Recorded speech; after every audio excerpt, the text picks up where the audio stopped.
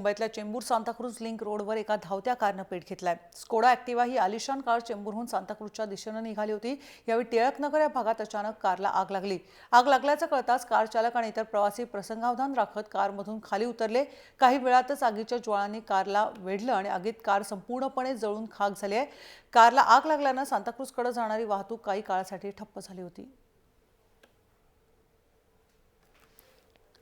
आपण बघतो मुंबईमध्ये आज मुंबईकरांना हे दृश्य बघायला मिळालंय।